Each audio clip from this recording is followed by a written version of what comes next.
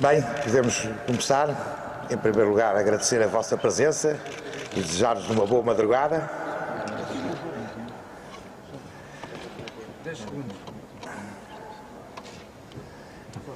Agradecer-lhes a vossa presença e a consideração que mostram pela curiosidade do que se passa na vida do Sporting. Desejar-vos uma boa madrugada. Dizer-vos que foi uma Assembleia Geral para revisão dos estatutos que sobreviviam com pequenas alterações há 64 anos. Era importante, portanto, fazer esta revisão para a modernização do Sporting e preparar o futuro. A razão por que demorou tanto que foram cerca de 61 artigos dos novos estatutos que foram em que havia propostas de alteração, quer do grupo de trabalho saído do Conselho Leonino das várias tendências das últimas eleições do ato eleitoral do Sporting, quer daquelas que foram apresentadas por escrito nesta Assembleia pelos sócios, livremente, e a esmagadora maioria dos artigos propostos para revisão e para alteração estatutária foram aprovados. Prefiro dizer-lhes aqueles que não foram aprovados, porque o seu menor número permite que não estejamos aqui a cansar-vos agora com a enumeração de todos os artigos. Não foi aprovada a alteração do naming do estádio do Sporting para Portugal. Não foi aprovada a proposta de consolidação das contas do Sporting, da alteração dos estatutos da Federação Sporting. Não foi aprovada a delegação de algumas atribuições da Assembleia Geral no Conselho Leonino, tal como não foi aprovado o aumento do número dos conselheiros leoninos, que se mantém nos 50 dos atuais estatutos. Foi rejeitada também a alteração estatutária que previa a existência de uma segunda volta nas eleições do Sporting. Foi rejeitada a existência de um provedor do sócio e foram também rejeitadas as competências delegadas da Assembleia Geral para o Conselho Leonino, tal como já vos tinha dito. Para vos dizer só dois exemplos de algumas rejeições, de algumas alterações aos estatutos, dou-vos, por exemplo, porque foi rejeitada a existência do provedor do sócio.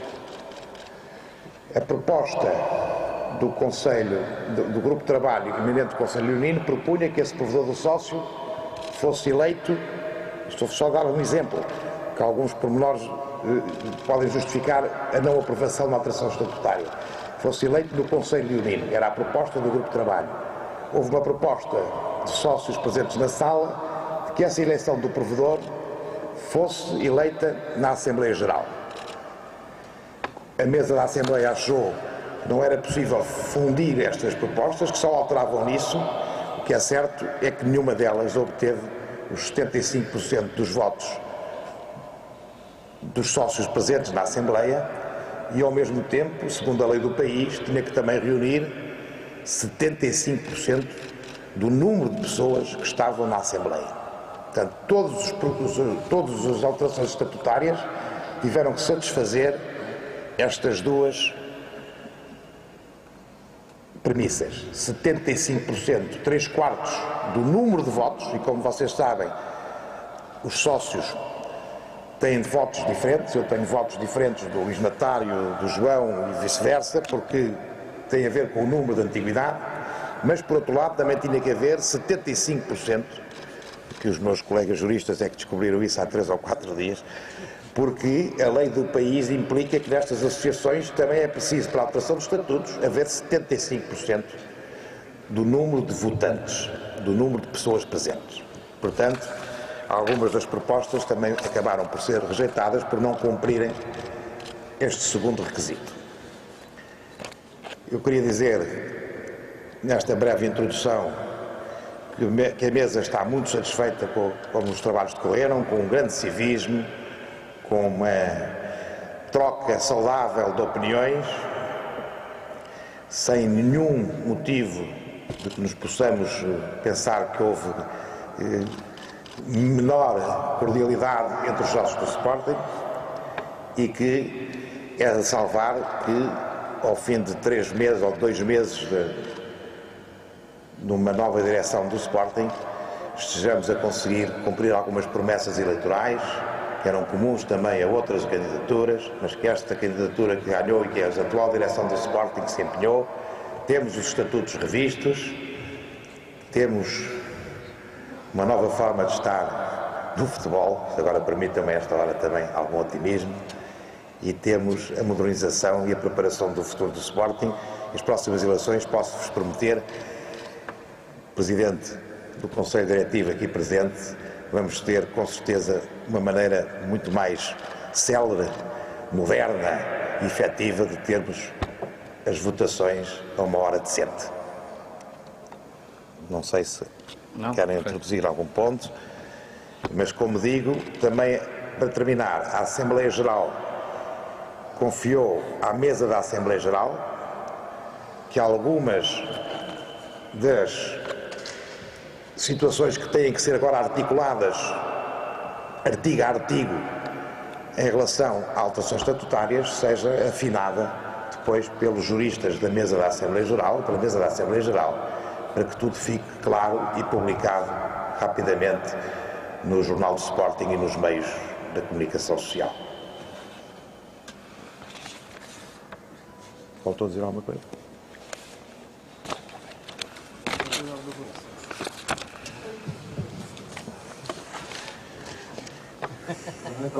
Bom dia, queria perguntar, já exprimiu a satisfação das ordens sociais perante os resultados da Assembleia Geral. Queria perguntar qual foi o sentimento que teve na maior parte dos sócios, mesmo perante os artigos que foram aprovados, isso são mais fáceis de ignorar. Isto é um clube plural, isto é uma alteração estatutária que tem que se fazer de uma forma democrática e, portanto, era previsível que alguns artigos, que algumas propostas de revisão estatutária pudessem eventualmente não reunir os tais 75% de votantes e 75% dos votos. Portanto, acho isso natural. Eu próprio acho e tinha, em alguns pontos, uma sensibilidade diferente dos meus colegas da mesa. Isto é que é o pluralismo, isto é que é a maneira de encarar. Agora, toda essa troca de opiniões foi feita com uma grande cordialidade, com um grande civismo e com um grande empenhamento das pessoas presentes.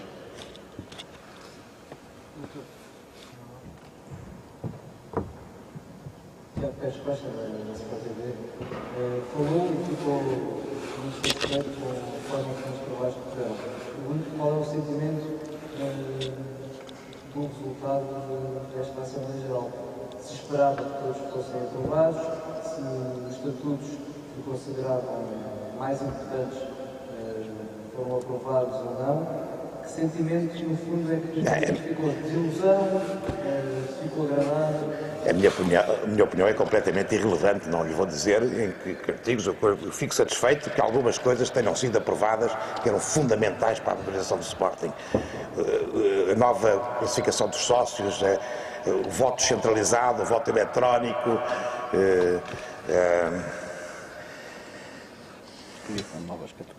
as novas categorias de sócios, a possibilidade de conseguirmos reunir o Sporting é o Sporting Clube de Portugal, não é o Sporting Clube de Lisboa, portanto, darmos aos sócios de fora de Lisboa a possibilidade de poderem participar ativamente nas decisões,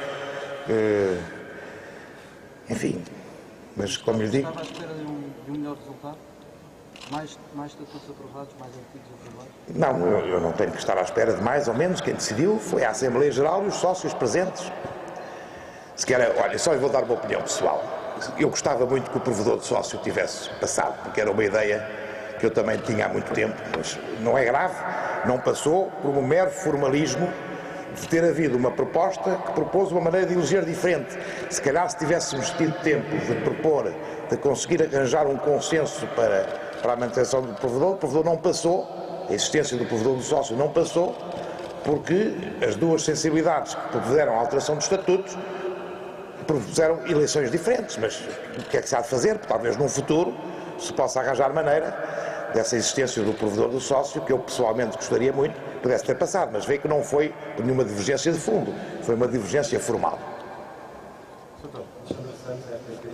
O sócio Bruno Carvalho disse antes da Assembleia Geral que havia o risco dos sócios poderem falar livremente por uma última vez, hoje aqui em Assembleia Geral. Há esse risco? Tenho que lhe perguntar a ele, não percebo. Mas, quer dizer, a que propósito é que há o único risco? Eu penso que ele se referiu a isso. Eu não devia fazer nenhuma consideração sobre isso. O problema é que ele fez isso na defesa. É preciso ver, enquadrar as coisas. Ele fez isso na defesa do problema da delegação de competências da Assembleia Geral no Conselho Leonino. Eu devo dizer-lhe que o Conselho Diretivo, aqui presente, para a defesa dessa proposta, ele próprio disse que retirava, que não fazia dessa delegação de competências um fica-pé. Não. O Conselho Diretivo disse que não estava de acordo nessa delegação. Exatamente o que eu estava a dizer. Portanto, é para explicar que o argumento de Bruno Carvalho, nessa argumentação de dizer que podia-se, se fosse aprovado essa alteração estatutária que previa delegação de competências, evidentemente que as competências passando para o Conselho Leonino teria muito menos importância as deliberações da Assembleia Geral. O Conselho Diretivo, aqui presente, disse que também estava de acordo com ele nessa ideia e, portanto, veja bem como é que as coisas foram. Portanto, ele, para defender a sua proposta, não precisava de ter tido um apoio, mas estávamos unidos. Eu próprio devo dizer-lhe que também votei. Eu não devia estar aqui, estou muito cansado, não quero cometer as minhas habituais gafes, mas também lhe digo, eu também votei contra a delegação de competências.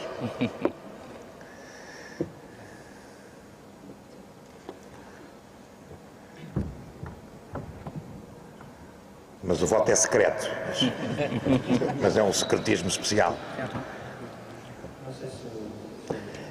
Mas também só votei contra a delegação de competências porque pensei que se podia pensar de que, ao fazer essa delegação de competências, estava aqui a tirar um poder à Assembleia Magna do Sporting, da Assembleia Geral do Sporting, com todos os sócios. Foi só por isso. Não é? Podia corrermos esse risco de se dar ao Conselho Leonino funções que eu acho que deviam ser mantidas na Assembleia Geral.